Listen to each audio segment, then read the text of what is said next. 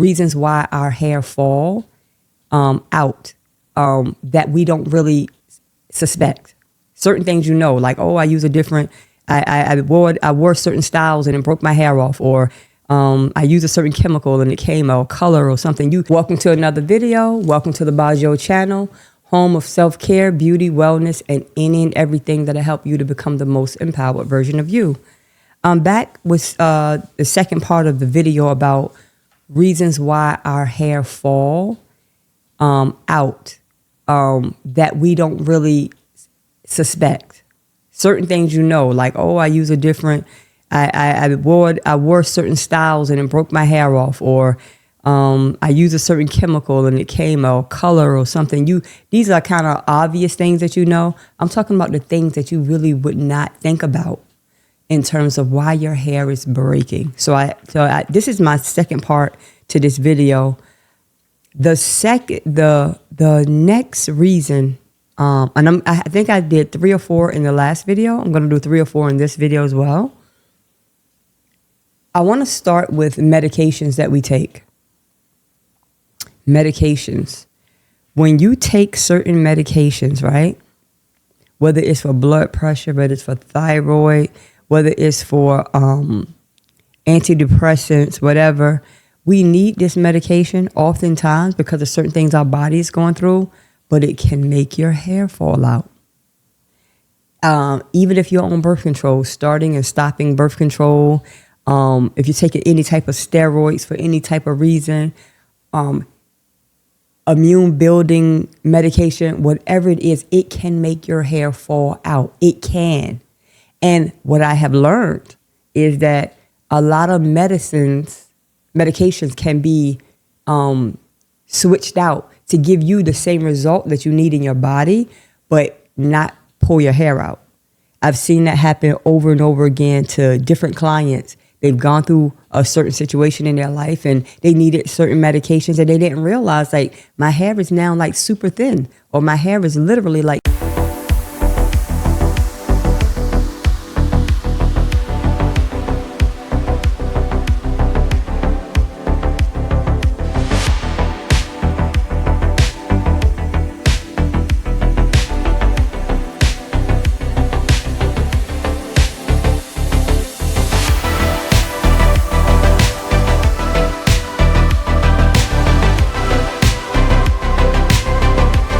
falling out.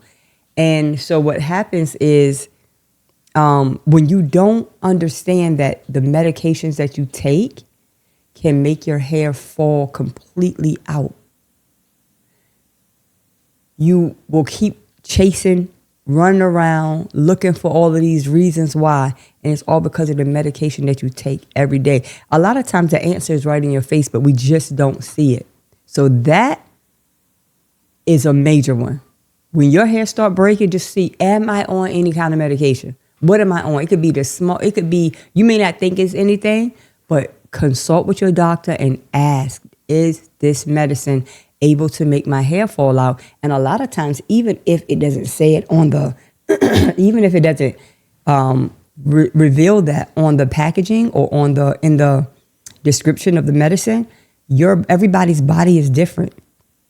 And maybe it may not make everybody else fall out. Maybe it's not a overall side effect that they have documented, but for you, it might make your hair fall out. Another reason why our hair fall and we're not really aware is that our iron levels, and I spoke about this before, our iron levels are low, anemic low. Sometimes it doesn't have to be anemic low, but they're lower than they should be. Hair can fall completely out. Hair can fall completely out. In a way that you want to wear a wig. Like it comes out. I don't mean breaking. I'm talking about out. Another medical situation that we don't really check for is our thyroid. What is the condition of our thyroid? I personally had a situation where my thyroid was overactive. And I looked in the mirror one day and I could see completely through my hair. I've never been able to see through my hair. Like when you look at my hair, you could just see the scalp. Like I just had little strings and It happened over time. I wasn't aware of it. But when I went to the doctor, that's what they told me, that I had an overactive thyroid and it was making my hair fall. Once I got that rebalanced, my hair grew back and got thicker. It's just a matter of knowing the questions sometimes to ask, you know. That's why I feel like every few years, I feel like it's important for you to have like a blood panel done. Just do a blood panel. Go to the doctor, let them do a whole blood panel to say, hey, this is happening, that's happening, or this is happening, this not happening, or whatever. Whether you want to take their treatment or their advice or their medical interventive methods that they may have is on you. But just to know what's going on. If I don't want to take the medicine that they're giving me, at least I need to know what's happening to my body. So if I want to do alternative medicine or whatever I want to do, I'm aware of what's going on in my body. And so when your hair starts shedding and breaking, that is a sign that something is going on. That's a sign that something's going on. And that medication is so major. That medication is so big. Another thing that I have seen in the last, 5 years since we had this COVID situation we dealt with, when a person is recovering from COVID, and when they're going through that whole COVID recovery, a lot of times people's hair will shed and break. That's a new one. I found that out through the last 5 years that we've been experiencing this whole COVID situation. People's hair are majorly affected. Even if you're asymptomatic, that hair may start breaking and shedding and you're not even aware of what is going on. It is important for you to pay attention to your body. It is so important for you to pay attention to your body, because what happens is things happen and we keep looking it off and, like just dismissing it. Like, oh, I'm just going through something. And a lot of times it is just that, our body go through changes all the time, especially as you get older. Your body go through different changes. You're not the same person you were. If you're 30 now, you're not the same person you were. Your body's not the same as it was when it was 20. If you are 40, you're not the same as you were when you were 30. It just happens like that. And the older you get, you realize your body just continue to change, and you have to be aware of what your body need at this season that I may not necessarily have to do in the last season. And that's okay. That's life. We evolve. That's life. We go through it. If you're in a human body, you go through these changes. That's what it is. And one other thing that I noticed that affects the hair and may make it shed or go through different things is a lack of sleep. When you are sleep deprived, I think we discount the importance of sleep. Your body needs rest for a reason, to recover. It's just like when you put your phone on a charger to recharge. Sleep is deeply restorative, especially when you prioritize it. I have definitely been guilty of times when I do not prioritize my sleep. I'm trying to burn the candle at both ends. I'm getting up early. I'm staying up late, and sleep is just not that important. But if I'm being honest, and if you're being honest, if you really want to be the most productive person that you can be, your sleep has to be prioritized. Sleep makes a difference in your hair, literally. When you are exhausted all the time and you're sleepless, so what happens is it's a domino effect, right? So the body needs sleep to restore and recover. If you're not restoring and recovering the systems that's keeping you alive and that's keeping you functioning at a certain level, those systems are not working. It's going to affect every area of your life, and namely, for this conversation, your hair. It makes sense. You have to realize that our body is connected. Every part of our body is connected to each other for a reason. My hands is not disconnected. My neck is not disconnected. Everything is connective. So one thing affects the other slowly but surely.